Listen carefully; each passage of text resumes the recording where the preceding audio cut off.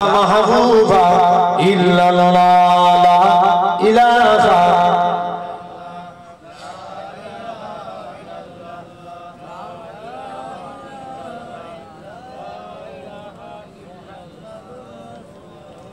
जमीनेर मालिक जय अल्लाह আসমানের মালিক সেই আল্লাহ উম্মত আমরা রাসূলুল্লাহ বান্দা আমরা তুমি আল্লাহ লা ইলাহা ইল্লাল্লাহ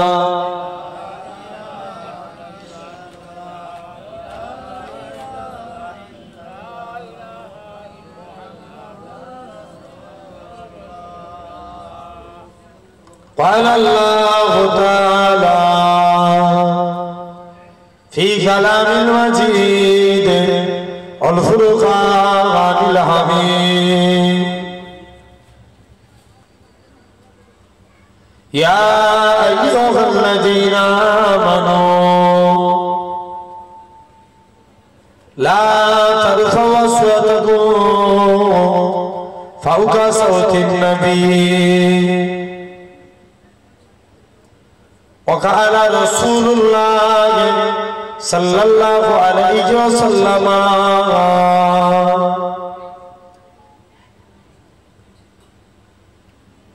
من أحب سنتي فقد أحبني ومن أحبني كان معي في الجنة प्यारे हाजिरान मजलिस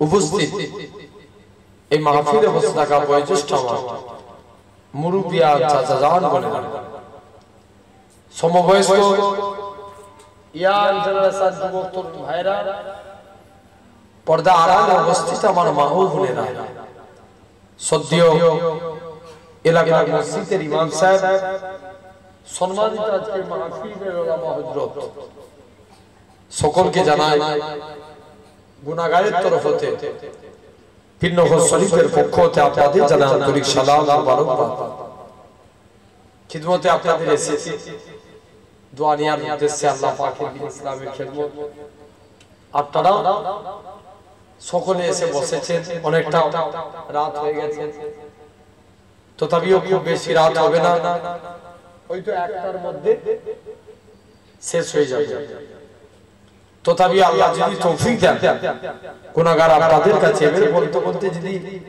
2-10 মিনিট ইদার উদার হয় এত করে কি অসুবিধা হবে আলহামদুলিল্লাহ এসেছি গুনাহগার আপনারই পীরের বাচ্চা আল্লাহ যদি তৌফিক দেন আজকে আমরা এই জান্নাতে বসেছি আলহামদুলিল্লাহ বসিয়েছেন কে সবাই মিলে বলেন আল্লাহ বসিয়েছেন না তাহলে যে আল্লাহ বসিয়েছেন সে আল্লাহ পাকের দরবারে আমরা শুকরিয়া আদা করি আল্লাহর কোরআন বলে লা ইন শাকারতুম লা আযীদান্নাকুম বান্দা তোমরা আমি আল্লাহ আমার শুকরিয়া আদা করো আমি আল্লাহ তোমাদের সওয়াবে ভরিয়ে দেব জোরে বলে তাহলে আল্লাহ শুকরিয়া আদা করি একসঙ্গে মিলে বলি আলহামদুলিল্লাহ ব্যাস আল্লাহ এতটুকুই চাই তোমরা চেয়ারে না বসে কিন্তু চলেছো সামনে সামনে তুমি ধারে তো দিও মুখ চলে যাও চলেছো হ্যাঁ মুসলমানদের ছিল তো তাহলে বস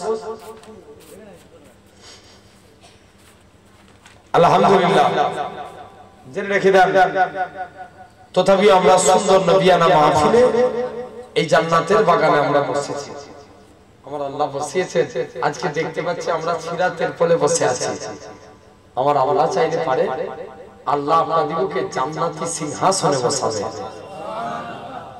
জোরে বলো না সুবহানাল্লাহ মিনা খাথানার এই আওয়াজ সুবহানাল্লাহ তোমরা দাদা হুজুরের সিলসিলার ভক্ত না তাহলে তোমার পীরের আওলাদ এসে আল্লাহকে খুশি করার জন্য তোমরা আরেকটু জোরে বলো সুবহানাল্লাহ আলহামদুলিল্লাহ জেনে রেখে দেন তথাপিও এই গ্রামটা কি খুব ছোট গ্রাম নাকি একদম ছোট না বড় বড় গ্রাম লোক কই হ্যাঁ সন্ধ্যাবেলায় ছিল, তাই তো? এখন পালিয়ে গেছে। জেনে রেখে দাও, রাসূল বলছে যার শেষ ভালো তো সব ভালো, ঠিক কি না? ধরেন তো আপনি প্রথমের দিকে আমল করে গেলেন, এখন শেষের বেলায় ফাঁকা, কিছু কাজে লাগবে? আর শেষের বেলায় যদি আমল করে কবরে যেতে পারি না, জাত পেয়ে যাবো, জোরে বলে। তো দোয়া এমন একটা জিনিস, আর দোয়া ও মাকবুল ইবাদত, দোয়াটাও একটা ইবাদত। আজকে তোমরা চিন্তা করে দেখো, আমাদের মধ্যে একজন মানুষ আছে এই টাইমে আরামের বিছানার মধ্যে ঘুমাচ্ছে, ভুল বলছি না? ঠিক আছে।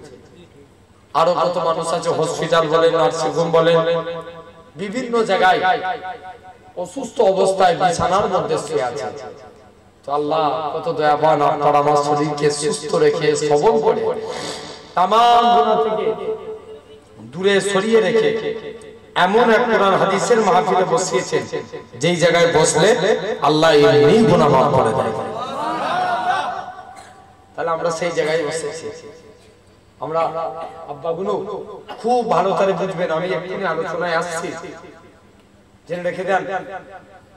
আমি একটা আয়াত, তুবু ইলাল্লাহি তাওবাতান নাসুহা, আজকে আমরা এমন একটা জায়গায় বসেছি, তওবা করে বাড়ি যাব, বলেন ইনশাআল্লাহ। যদি তওবা করে বাড়ি যেতে পারি, আমার আল্লাহ তোমার জিন্দেগীর গুনাহকে মাফ করে দিবে। তাহলে সেই জায়গায় আপনি বসেছেন, আলহামদুলিল্লাহ। তো আমি সরাসরি আলোচনায় যাব। বলেন তো, এখন আগে থেকে শিক্ষার হার বাড়ছে, অনেক বেড়ে গেছে। বলেন, শিক্ষার হার এত বেড়েছে, আগে থেকে পিতা মাতার খিদমতের আমলের হার বাড়ে না কমে?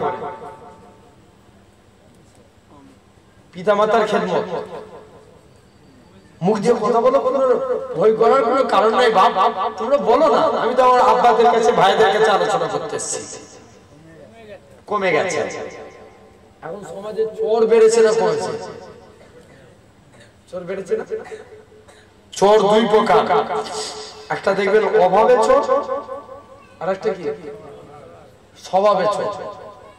অভাবে অনেকে চুরি করে, জানোয়ার পেটের দ্বারাই চুরি করে, কিসে? পেটের দায়ে।